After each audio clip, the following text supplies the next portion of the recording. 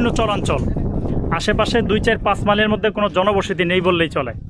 তবে মানুষের আনাগোনা প্রচুর, কারণ ওপারে হচ্ছে টাঙ্গাইল আর এপারে হচ্ছে সিরাজগঞ্জ। এই এমন একটা জায়গায় মানুষের যে যাতায়াত, এখানে অনেক মানুষ এখানে থেমে থাকতে হয়, আর এখানে অনেক সমস্যায় পড়তে হয়। কেউ নামাজের জন্য বসে থাকতে হয়, নামাজের পর্যাপ্ত জায়গা নেই, কারো ইস্তেঞ্জার জরুরত হয়, ইস্তেঞ্জা করতে পারে না। তো এই সকল জরুরতকে সামনে রেখে এখানকার যে মোটর বাইক, যারা এখানে মোটর বাইক চালায়, ওনারা সকলে সম্মিলিত প্রচেষ্টা সুন্দর একটা উদ্যোগ নিয়েছে। ওনারা এখানে ছোট্ট আকারে খুব সুন্দর একটা মসজিদের ব্যবস্থা করেছেন, ওইদিকে ওখানে ওয়াশরুমের ব্যবস্থা করেছে, পাশাপাশি এখানে টিউবওয়েলের ব্যবস্থা করেছে।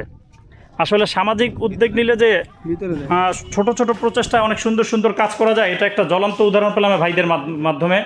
দেখেন জায়গাটা ছোট্ট হলো, কিন্তু খুব সুন্দরভাবে সাজিয়েছেন ওনারা। তো ভাইদের সাথে একটু কথা বলবো। ভাই, কাদের উদ্যোগে আসলে কাজটা করা হয়েছে? মোটরসাইকেল বাইক যারা আপনারা যারা মোটর বাইক চালান তারা কতজন আছেন আপনারা এখানে?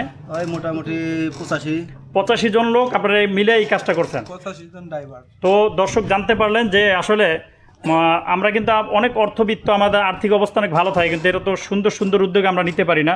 কিন্তু দিনমজুরি ভাইয়েরা যারা দিন আনে দিন খায়, কিন্তু তারা এত চমৎকার একটা উদ্যোগ নিয়েছে, যেটা কিন্তু বাহবা পাওয়ার যোগ্য।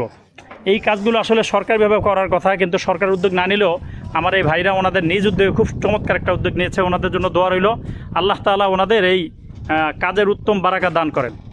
তো সকলেই ভালো থাকবেন।